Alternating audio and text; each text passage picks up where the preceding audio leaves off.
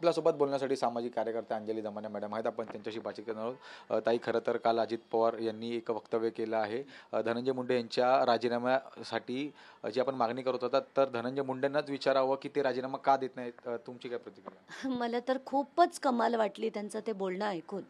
म्हणजे आता मंत्रिमंडळ नाही ठरवणार, मुख्यमंत्री नाही ठरवणार, पक्षाचे अध्यक्ष नाही किंवा पक्ष ठरवणार नाही, एक मंत्री ठरवणार की त्यांनी राजीनामा द्यायचा की नाही.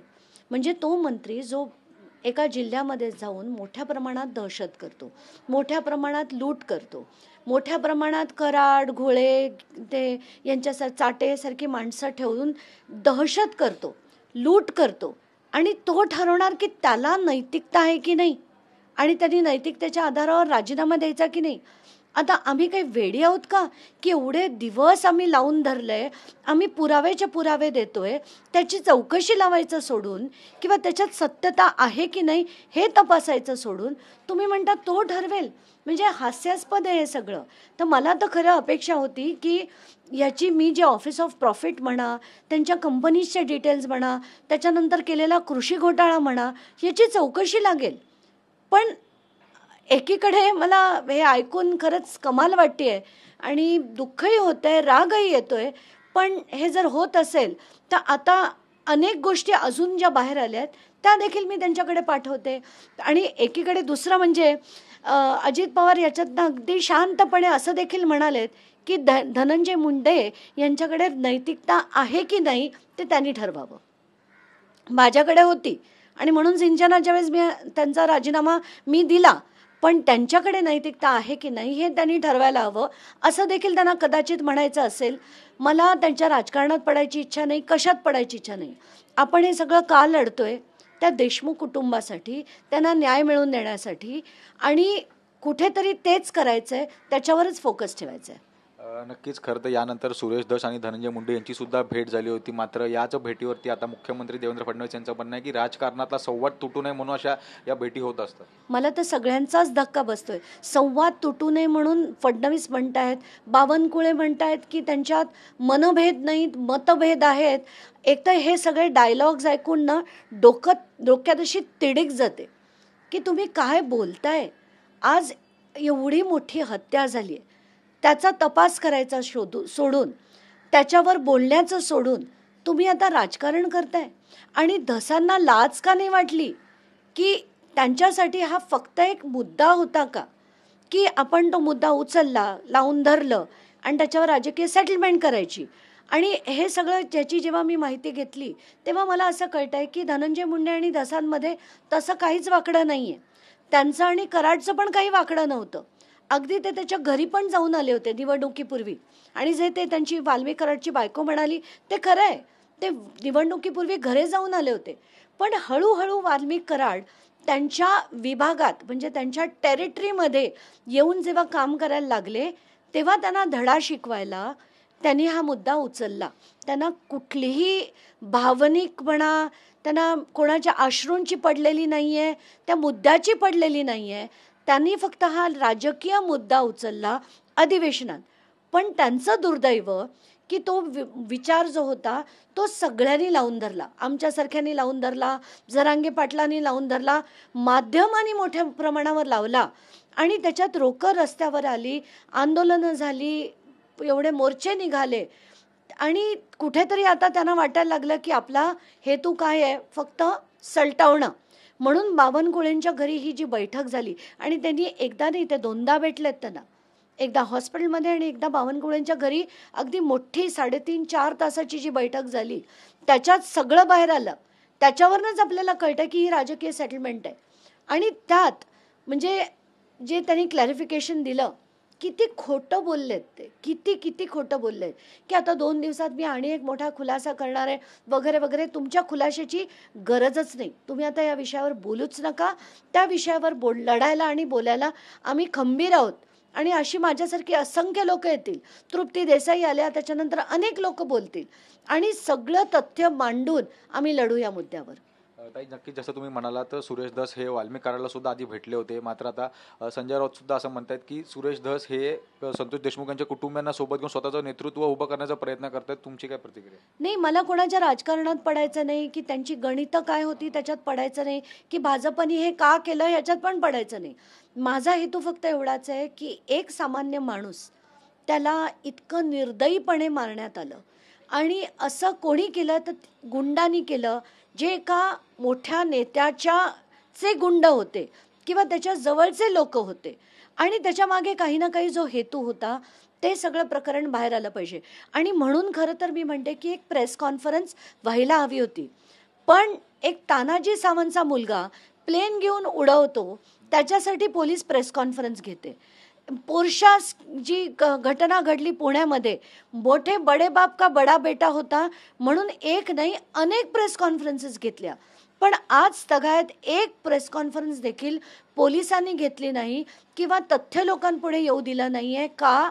कारण त्याच्या मागे कुठे ना कुठे एक बडा नेता, जे धस म्हणाले होते आकाचा आका त्याच्यात येईल, ही ती भीती होती. म्हणून हे सगळं प्रेस कॉन्फरन्स आज तगायत झालेलं नाही आहे. आणि याच्यासाठी मला 2-3 महत्त्वाचे मुद्दे सांगायचे आहेत की पहिला 9 तारखेला जी स्कॉर्पिओ मिळाली होती, ज्यात 2 मोबाईल मिळालेत, त्याचे CDR येण्यासाठी प्रेस स्टेटमेंट पोलिसांनी द्यायला हवं होतं. दुसरी गोष्ट, त्याचा डेटा रिकव्हरी करण्यासाठी फॉरेन्सिकमध्ये पाठवण्यात आलं. तो डेटा रिकवर करायला 2.5 महिने पूर्ण झालेत. अजून डेटा रिकव्हरी झाली की नाही झाली, असेल तर त्यातनं काय निघालं, कोणाकोणाचे व्हॉइस सॅम्पल्स घेतले, कोणाकोणाशी ते मॅच झालेत, या सगळ्या गोष्टी बाहेर आल्या पाहिजेत. मग जून महिन्यात, जून 24ला जी अवादा कंपनी, AI सिक्युरिटीचे लोक हे जे सातपुडा बंगल्यात गेले होते, त्या बंगल्यात काय झालं, त्याचं CCTV फुटेज घेतलं का, टावर लोकेशन्स घेतली का, अवादाच्या कर्मचाऱ्यांचे स्टेटमेंट घेतलेत का, ह्या सगळ्या गोष्टी जनतेपुढे यायला नको? तो बंगला कोणाचा होता, त्या मंत्र्याची इन्व्हॉल्वमेंट काय होती, या सगळ्या गोष्टी पुढे यायला नको? आणि ह्या सगळ्या गोष्टी येण्यासाठी खरं तर पोलिसांनी पत्रकार परिषद घ्यायला हवी. आणि माझी मागणी हेच आहे की पत्रकार परिषद झालीच पाहिजे. कारण इतका मोठा गुन्हा, जो अख्ख्या त्या गुन्ह्याने महाराष्ट्र हदरलाय, असं असताना पोलिसांनी का घेतली नाही ही प्रेस कॉन्फरन्स, आणि ही घेण्यात यावी अशीच माझी मागणी आहे. आणि आता जे अजित पवार म्हणालेत ते चुकीचं म्हणालेत. त्यांनी असं म्हणायला नको होतं, त्यांनी खरं राजीनामा घ्यायला हवा होता. आणि जे फडणवीस म्हणालेत आणि बावनकुळे म्हणालेत, याची मी निषेध करते. आणि राजकारणात संवाद नाही, राजकारणात ॲक्शनसुद्धा लागते. जर सामान्य व्यक्तींवर अन्याय होत असेल तर त्या अन्यायाविरुद्धसुद्धा ॲक्शन व्हायला लागते, ज्याचं भान फडणवीसांनीही ठेवायला हवं आणि बावनकुळेनेही ठेवायला हवं. आणि इथे राजकीय सेटलमेंट चालणार नाहीत, यापुढे नक्कीच नाही. नक्कीच बीड जिल्हा कारागृहाचे स्ट्रक्चरल ऑडिट केले जाणार आहे. CID कडनं संतोष देशमुख यांच्या तपासात जे CID लागले त्यांना या सूचना देण्यात आल्या आहेत. तुमची काय? नाही, ते स्ट्रक्चरल ऑडिट म्हणजे कशासाठी? एखाद्या छोट्याशा विटेचा छोटासा तुकडा पडून कराडला चुकून दुखापत होऊ नये म्हणून एक स्ट्रक्चरल ऑडिट केलं जात आहे. पण तुम्हाला ही प्रेस कॉन्फरन्स घेण्याची वेळ नाही आहे. त्या CIDनी प्रेस कॉन्फरन्स घ्यायला नको, सगळी माहिती लोकांना द्यायला नको. कारण माहिती मोठ्या प्रमाणावर नेहमीच दाबली जाते. जसं दिशा सालियन प्रकरणातली माहिती जर नितेश राणे 100 वेळा बोलतायत, त्याच्यावर SIT लागली होती. SIT लागून वर्ष झालं, आजपर्यंत त्या SITचा खुलासा झालेला नाही आहे. कारण हवं तेव्हा प्रकरण काढायचं, हवं तेव्हा दाबायचं, हवं त्याची नावं घेऊन त्याच्याशी राजकीय खेळ खेळायचा. हे एकदा नाही, महाराष्ट्राने अनेक वेळा बघितलं आहे. आणि म्हणूनच हे सगळ्या गोष्टी आता स्पष्टपणे CDR, फॉरेन्सिकचा रिपोर्ट आणि त्याच्यातले डेटा जो मिळाला आहे तो रिकव्हरी करून त्यानंतर टावर लोकेशन्स, स्टेटमेंट्स, या सगळ्या गोष्टींवर पोलिसांनी आता एक पत्रकार परिषद घ्यावी अशीच माझी थेट मागणी आहे. नक्कीच ताई, खरं तर वेगळा प्रश्न, लाडकी बहीण योजना जशी सुरुवात झाली तेव्हा सर्व लाडक्या बहिणींना फॉर्म भरण्यात आला. मात्र आता निवडणुकीनंतर काही श्रीमंत महिलाही या योजनेचा लाभ घेत आहेत, हे निवडणुकीनंतर कळलं, असं थेट वक्तव्य अजित पवारांकडनं. मला एक कळत नाहीये, मग या लाडक्या बहिणींना आधी का दिलं गेलं? अशी काय घाई होती? त्यांचे आधी IDs किंवा त्यांची सगळी माहिती घेतल्याशिवाय घाईत जे केलं तो पैसा आमच्या कराचा होता, लोकांच्या कराचा होता. अजित पवारांच्या खिशातला नव्हता, फडणवीसांच्या आणि एकनाथ शिंदेच्या खिशातला नव्हता. तो आमच्या कराचा पैसा होता. मग याचा जो अपव्यय झाला ते भाजप भरून देणार आहे की एकनाथ शिंदेचा गट भरून देणार आहे का राष्ट्रवादी भरून देणार आहे, याचा देखील खुलासा व्हायला हवा. कारण तुम्ही हे पैसे वाटलेत खिरापतीसारखे आणि आता तुम्ही चेक करताय का? कारण तुम्हाला आता कळतंय की खडखडाट आहे आणि आपल्याकडे पैसा नाही आहे, म्हणून आता तुम्ही ही योजना बंद करण्यासाठी जे प्रयत्न करताय. मग तुम्ही हे आधी वाटलेतच कसे, हा प्रश्न जनतेने विचारला पाहिजे या लोकांना. नक्कीच ताई, शेवटचा प्रश्न. न्यू इंडिया बँक सध्या बंद झालीचं आपल्याला माहिती आहे, मात्र ह्यात काही भाजपची लोक सुद्धा सामील आहे असा थेट आरोप संजय राऊत यांनी केला आहे. खरं तर किरीट सोमय्या हे सातत्यानं अशा प्रश्नांवरती प्रश्न मांडत असतात, मात्र यावरती काही बोलत नाहीत. कारण की सर्वसामान्यांचे असतील किंवा टॅक्सी चालक बरेच लोकांचे पैसे जे आहेत ते या बँकेमध्ये होते. सामान्यातल्या सामान्य लोकांचे पैसे या बँकेत होते. आमच्या इथे सांताक्रूज ईस्टला देखील ती बँक आहे आणि अतिशय गरीब लोकांचे पैसे होते त्याच्यात.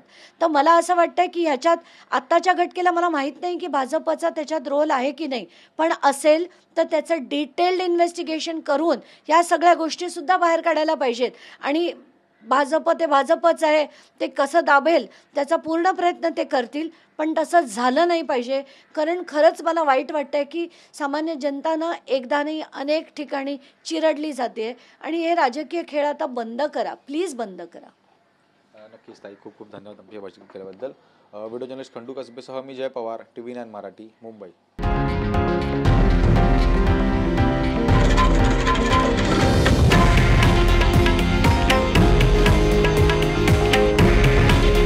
हे आहे देशातील नंबर 1 न्यूज नेटवर्क आणि आपण पाहत आहात TV9 मराठी. काळजी तुमची, हित महाराष्ट्राचं.